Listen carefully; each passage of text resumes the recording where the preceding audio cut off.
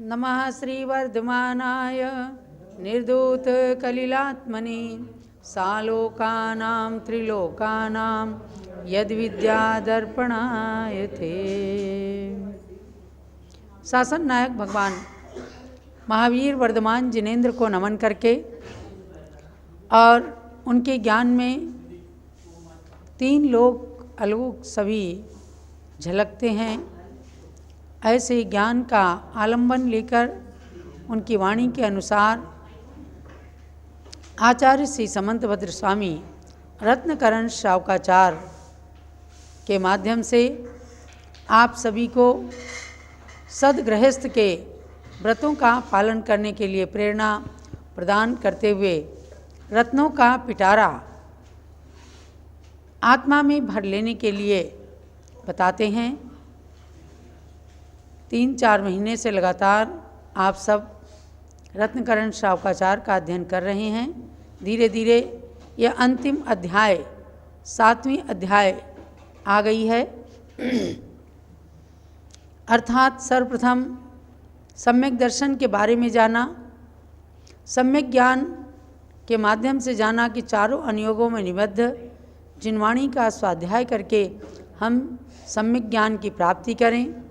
पुनः सम्यक चारित्र के माध्यम से 5 अणुव्रत, 3 गुणव्रत, 4 शिक्षा व्रतों के बारे में ज्ञान प्राप्त किया, जिनका पालन करते हुए गृहस्थ जन अपने घर में रहकर भी आत्मा का कल्याण और पंचम गुण स्थान के योग्य कर्मों की निर्जरा करने के लिए तत्पर होते हैं। 6ठे अध्याय के माध्यम से संलेखना को जाना कि संतों के समान ही श्रावक श्राविकाएं भी जीवन के अंतकाल में संलेखना पूर्वक समाधि मरण करके शरीर का परित्याग कर सकते हैं, ताकि उन्हें आने वाले भविष्य काल में शीघ्र ही मोक्ष की प्राप्ति हो सके। अब 7वें परिच्छेद के अंदर श्रावकों की 11 प्रतिमा का वर्णन है। चूँकि इसका नाम ही है रत्नकरण श्रावकाचार्य, अर्थात श्रावक के आचरण का जिसके अंदर वर्णन है, ऐसा ये रत्नों का पिटारा है। और उसके एक एक बात जब समझ लें, आत्मसात कर लें, तो समझो कि हमारी आत्मा के अंदर सारे अमूल्य रत्न प्राप्त हो सकते हैं। उसी के अंतर्गत आपके योग्य 11 प्रतिमाओं का वर्णन करते हैं। श्रावक पदानि देवई रेकादश देशितानि येषु खलु स्वगुणः पूर्वगुणैः सह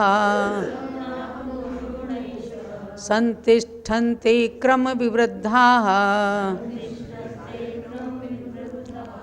सर्वज्ञ देव ने श्रावक के 11 पद प्रतिमा रूप कहे, उनमें जो आरोहण करते वे भव्य उपास नाम लें।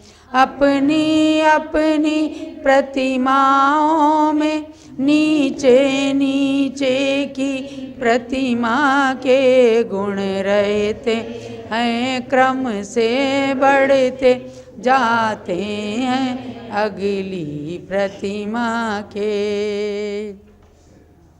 सुंदर विवेचन के साथ कहा, देवई माने सर्वज्ञ देव आदिकों के द्वारा, सर्वज्ञ देव गणधर देव और उनके पश्चातवर्ती आचार्यों के द्वारा 11 श्रावक पदानी, श्रावकों के पद, श्रावकों की कक्षा जो प्रतिमा रूप जानी जाती हैं, ऐसे श्रावकों की 11 प्रतिमाएं देशितानी माने कही हैं।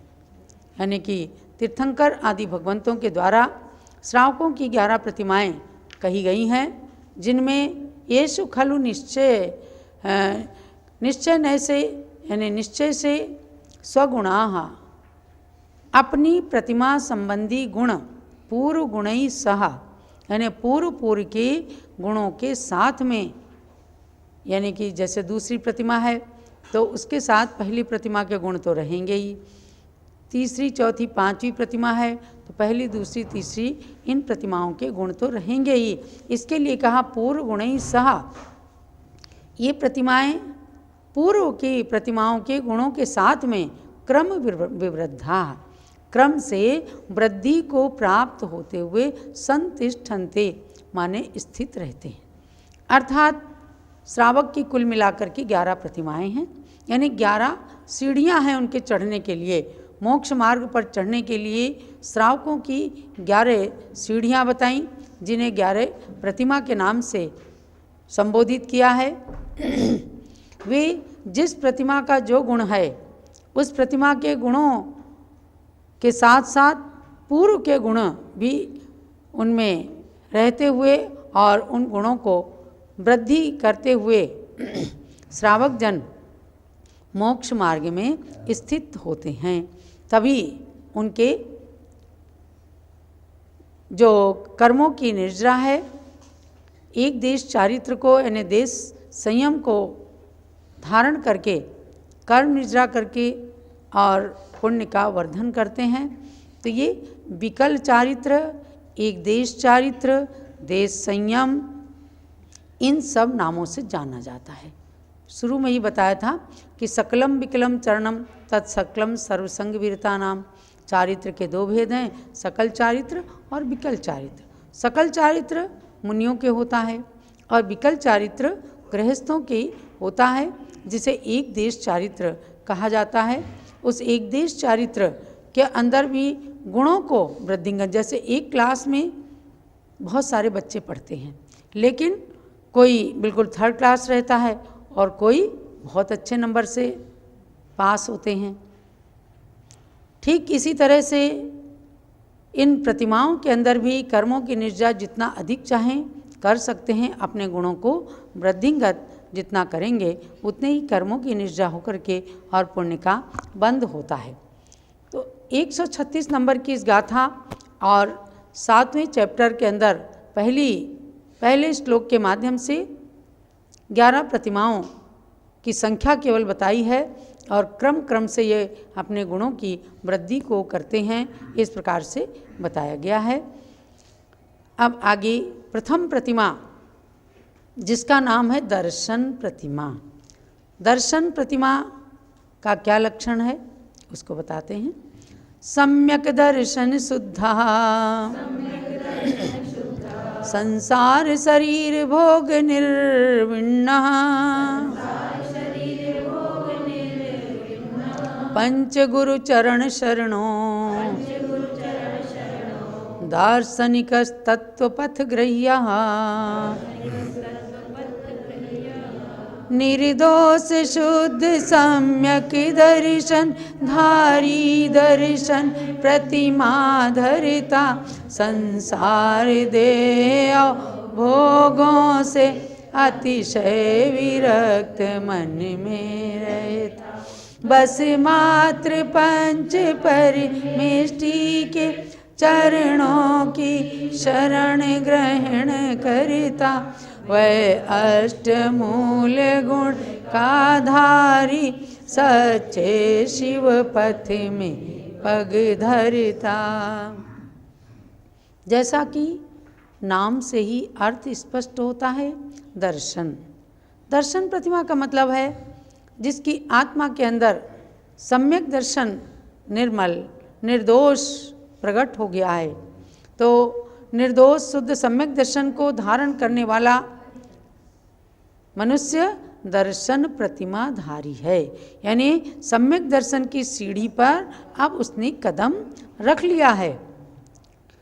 वह संसार शरीर और भोगों से विरक्त रहता है। कहा संसार शरीर भोग निर्विण्णा, संसार शरीर भोगों को भोगता है लेकिन उससे विरक्त रहता है कि मेरे शाश्वत सुख के कारण नहीं है। सम्यक दृष्टि और मिथ्या दृष्टि में अंतर यही होता है। मिथ्या दृष्टि भी भोगों को भोगता है और सम्यक दृष्टि भी भोगों को भोगता है, लेकिन मिथ्या दृष्टि उसके साथ एकदम लिप्त होकर के अनुभव करता है और उसी में आत्म सुख मान लेता है। और सम्यक दृष्टि क्या करता है, भोगता है सुखों को, लेकिन उनसे अपनी आत्मा को विरक्त रखता है। जैसे भरत चक्रवर्ती जो 6 खंड का राज्य भोग करते हुए भी अपनी आत्मा पर सदा श्रद्धान करते थे और समझते थे कि काल की तलवार मेरे सिर पर लटक रही है। अपने सम्यक दर्शन को शुद्ध रखते हुए यदि मैंने सारे कार्य किए तो फिर हम संसार से तिर जाएंगे, वरना फिर आत्मा पर वार हो जाएगा। तो कर्मों से समन्वित आत्मा रहेगी और वह वार होकर के पुनः संसार में ही भ्रमण करती रहेगी। तो यही मिथ्या दृष्टि और सम्यक दृष्टि के भोगों में अंतर रहता है। तो यहाँ दर्शन प्रतिमा और उसके धारण करने वाले की विशेषता जो बताई कि वह शुद्ध सम्यक दर्शन से अपनी आत्मा को पवित्र करते हैं, संसार शरीर और भोगों से विरक्त होने का हमेशा उपाय करते हैं। पंच गुरु चरण शरणों, पंच परम गुरु अरहंत सिद्ध आचार्य उपाध्याय सर्व साधु, ये 5 परम गुरु जो नमोकार महामंत्र के अंदर स्मरण किए गए हैं, उनके चरणों की शरण ग्रहण करते हैं। अर्थात हमेशा नमोकार महामंत्र का स्मरण करते हुए चलते फिरते उठते खाते पीते सोते बैठते हर समय इन 5 परम गुरुओं को अपना परम आराध्य मानते हैं, उन्हीं की शरण को ग्रहण करते हैं और क्या करते हैं, दार्शनिक तत्व पथ ग्रह्या। तो ऐसे जीव दार्शनिक यानी दर्शन सम्यक दर्शन को प्राप्त करने वाले यानी आचरण में अष्टमूल गुणधारी जब हो जाते हैं तो तत्व पथ ग्रह्या, तत्व के मार्ग को यानी मोक्ष के मार्ग को ग्रहण करने के योग्य बन जाते हैं। बड़े बड़े गुण अपने अंदर प्रकट कर लिए, लेकिन अष्टमूल गुणों का पालन ही नहीं हो रहा है। तो जब नींव ही कमज़ोर है तो बिल्डिंग कैसे बनेगी। इसलिए प्रथम प्रतिमा धारी के रूप में अपनी बिल्डिंग को, अपने मानव जीवन के मकान को, नींव को, मूल को मजबूत बनाने के लिए अष्टमूल गुणों का पालन करना है। 5 उदंबर और 3 मकार, जिनके अंदर त्रस्त जीवों का घात होता है। मध्यमास मधु का त्याग करना हमेशा के लिए। बड़ पीपल पाकर उमर कठुमर, ये 5 उदंबर फल जो वर्तमान में नहीं भी खाए जाते हैं, तो उनका इन 8 चीज़ों का त्याग करना ये 8 मूल गुण हैं। अष्टमूल गुण का धारण करके सम्यक दर्शन में दृढ़ रहना, अपने आचरण को शुद्ध रखना, ये समझो कि प्रथम प्रतिमा का लक्षण है। अब कभी कभी लोग पहली प्रतिमा को ग्रहण करने के लिए श्रीफल चढ़ाते हैं। उसमें क्या है कि सम्यक दर्शन प्राप्त करने का और अष्टमूल गुण धारण करने का मतलब ये होता है अपना जीवन मर्यादित कर लेना, रात्रि में चतुर्विध आहार का त्याग कर देना और नित्य देव दर्शन का नियम होना, ये पहली प्रतिमा का बाह्य लक्षण है समझो।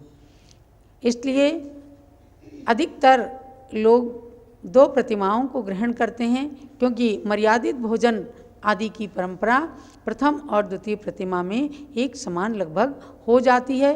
फिर भी पहली प्रतिमा के अंदर सम्यक दर्शन की प्रमुखता है और अष्टमूल गुण धारण करने की प्रमुखता है। रात्रि में कम से कम चतुराहार का त्याग भी आवश्यक होता है। अब आगे चलते हैं व्रत प्रतिमाधारी का स्वरूप। तो पहली प्रतिमा क्या हुई, दर्शन प्रतिमा, और दूसरी प्रतिमा का नाम व्रत प्रतिमा। निरतिक्रमण मणुव्रत पंचकमपि शील सप्तकम चापि धारयते निःशल्यो योऽसौ व्रतीनां मतो व्रतिकः। जो 5 अणुव्रत निरतिचार धारण करता व्रतधारी है। गुण व्रत त्रय शिक्षा व्रत चारो इन 7 शील का धारी है। माया मिथ्यात्व निदान नाम तीनों शल्यों से विरहित है। जनों में मान्य व्रतिक प्रतिमाधारी गुण मंडित है। व्रत यानी जो निरतिक्रमण, निरतिचार, निर्दोष 5 अणुव्रत, 3 गुणव्रत और 4 शिक्षा व्रतों का पालन करते हैं, जो पहले के अध्याय में बता करके आए हैं। तो इन 12 व्रतों को जो धारण करते हैं, कैसे धारण करते हैं? निशल्य हो करके, मन के अंदर माया मिथ्या निदान ये शल्य नहीं रखते। यह असौ व्रतिनाम मतो व्रतिका, ऐसे जो व्रत प्रतिमा को धारण करने वाले होते हैं, यानी कि 12 व्रतों को धारण करते हैं, वे व्रत प्रतिमाधारी श्रावक कहलाते हैं।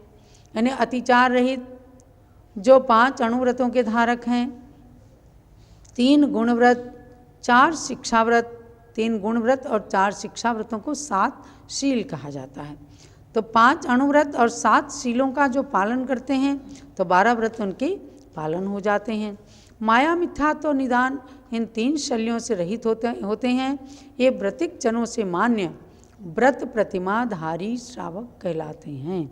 घर में भी रह करके कितने सैकड़ों की संख्या में इस प्रतिमा को धारण करके लोग घर के अंदर निरतिचार अपने धर्म का परिपालन करते हुए रहते हैं। अपने बालक बालिकाओं का विवाह आदि भी करते हैं और व्यापार भी करते हैं। ऐसे 5 अणुव्रत, 3 गुणव्रत और 4 शिक्षा व्रतों के पालन में जो अपनी योग्यता का प्रदर्शन करते हैं, गुरु से अभिप्राय पूर्वक इन 12 व्रतों को धारण करते हैं, तो उनको समझो व्रत प्रतिमाधारी यानी दूसरी प्रतिमाधारी श्रावक जानना चाहिए। एक श्लोक और लेते हैं। चतुरावर्त तृतीयः चतुः प्रणाम स्थितो यथा जातः सामयिको द्विनिषद्यस् त्रियोग शुद्धस्त्रिसन्ध्यमभिवन्दी त्रैकालों में सामायिक में जो देव वंदना करता है, मन वचन काय की शुद्धि से जो जात रूप को धरता है। 12 आवर्त प्रणाम 4, 2 बार निसद्या विधि होती, जो विधिवत सामायिक करते उनके तीसरी प्रतिमा होती। तृतीय प्रतिमा का नाम ही है सामायिक प्रतिमा।